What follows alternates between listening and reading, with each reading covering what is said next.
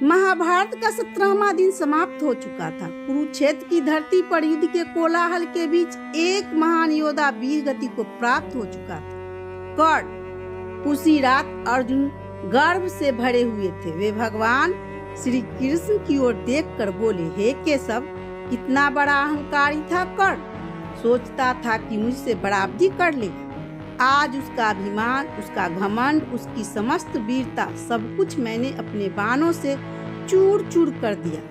उसके सिर को उसके धड़ से अलग कर मैं साबित कर दिया कि वह मेरे चरणों की धूल के बराबरी भी नहीं था। श्री कृष्ण मुस्कुराए, प्रशांत स्वर में बोले, पार्थ, यह सत्य है कि तुमने कर्ण को युद्ध में हराया, लेकिन इसका यह अर्थ नहीं कि वह कोई साधारण योद्धा था। वह भी एक श्रेष्ठ धनुर्धर था, एक महान योद्धा।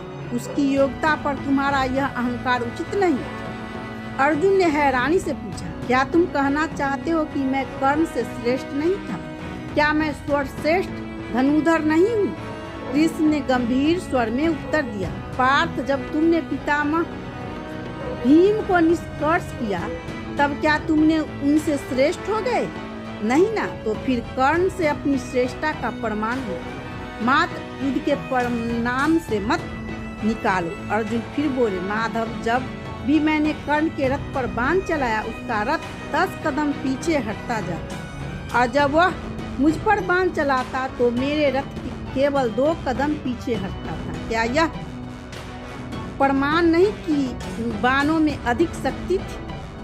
अब श्री कृष्ण मुस्कुराकर सत्य का रहस्य खोला, पार्थ, जिस रथ पर मैं स्वयं बैठा था, तीनों लोग का भार लेकर उस रथ को कोई एक बाण भी हिला नहीं सकता था।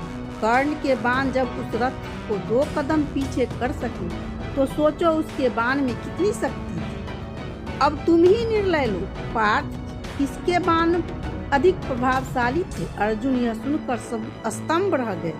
श्री कृष्ण ने आगे कहा, और सुनो पार्थ, कर्ण का वध तुमने नहीं किया, बल्कि उसका वध तो उसके गुरु परशुराम के श्राप ने किया था। तुम केवल एक माध्यम बने। अर्जुन ने आश्चर्य से पूछा, क्या कर्ण को परशुराम जी ने श्राप दिया था? कृष्ण ने कहा, हाँ, जब कर्ण को गुरु द्रोण ने शिक्षा देने से मना कर दिया, तब वह महेंद्र पर्वत पर परशुराम जी के पास गया। परशुराम केवल ब्राह्मण को ही शिक्षा देते थे, इसलिए कर्ण ने ब्राह्मण का वेश धारण कर उन्हें धोखा दिया।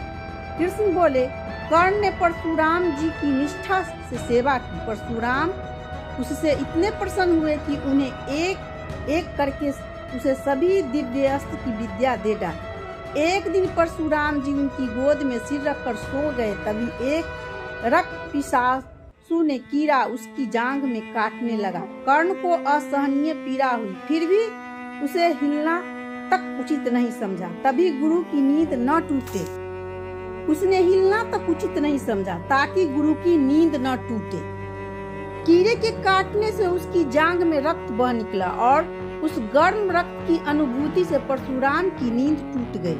उन्होंने देखा कि कोई सामान्य ब्राह्मण इतना दर्द सहन नहीं कर सकता। उन्होंने कर्ण को झूठा समझ लिया और क्रोधित होकर बोले, कर्ण, तुम ब्राह्मण नहीं हो, तुम क्षत्रिय हो। तुमने मुझे धोखा दिया है, इसलिए मैं तुम्हें श्राप देता हूँ कि जब तुम्हें सबसे अधिक इस विद्या की आवश्यकता होगी, उस समय यह विद्या तुम्हारा साथ नहीं देगा। तुम्हें युद्ध में अपने रथ की सहायता नहीं मिलेगी और तुम्हारा रथ भी तुम्हें धोखा देगा। कृष्ण बोले, हे पार्थ, इसलिए वह कहता हूँ कि कर्ण का वध तुम्हारे हाथों से नहीं हुआ, वह तो उसके गुरु के श्राप से हुआ। वह तो केवल नियति थी। अर्जुन की आंखें आश्चर्य और पश्चाताप से भर गई। वे बोले, माधव, आपने कहा कि कर्ण जानबूझकर यह युद्ध हारा, यह कैसे संभव है? श्री कृष्ण बोले, हाँ पार्थ, जब कर्ण कौरव का सेनापति बना तो मैंने उसके पास गया और उससे कहा कि वह अधर्म का साथ छोड़कर पांडव का साथ दे। मैंने उसे बताया कि वह कुंती का पुत्र है, तुम्हारा बड़ा भाई है। कर्ण ने कहा, हे कृष्ण, मैं जानता हूँ कि दुर्योधन अधर्मी है, लेकिन वह मेरे जीवन का एकमात्र मित्र रहा। जब पूरी दुनिया ने मुझे सूत पुत्र कहकर अपमानित किया, तब उसी दुर्योधन ने मुझे अपनाया, मुझे अंगराज बनाया मैं उसका साथ कभी नहीं छोड़ सकता। अधर्म के मार्ग पर प्रमाण दे सकता हूँ, पर मित्र को धोखा नहीं दे सकता। कृष्ण बोले, कर्ण जानता था कि यह युद्ध धर्म और अधर्म के बीच है। वह जानता था कि उसकी हार से धर्म की विजय होगी और इसलिए उसने प्राण देकर भी धर्म का पक्ष चुना। वह योद्धा नहीं, वह धर्मात्मा था। उसने अधर्मी मित्र की सहायता कर स्वयं मरकर धर्म को जीवन दान दिया। कृष्ण की यह बातें अर्जुन के हृदय को झकझोर गई। वे चुप थे, मौन थे। कृष्ण बोले, हे अर्जुन, तुमने कर्ण को केवल युद्ध भूमि में देखा, उसकी बाणों की शक्ति को देखा, परंतु तुमने कभी उसके हृदय में नहीं झांका। कर्ण जैसे महान योद्धा, जैसे दानवीर, जैसे मित्र युगों युगों में एक बार भी जन्म लेते हैं।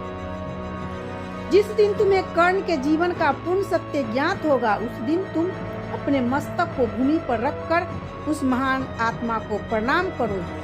कर्ण का अंत हुआ, परंतु उसकी कथा, उसका त्याग, उसकी मित्रता और उसका जीवन उसे सदा के लिए अमर बना रहे। महाभारत का यह अध्याय हमें सिखाता है कि महानता केवल विजय से नहीं, अपितु उस संघर्ष में है जिसमें कोई मनुष्य सत्य, निष्ठा और धर्म के लिए सहायता है।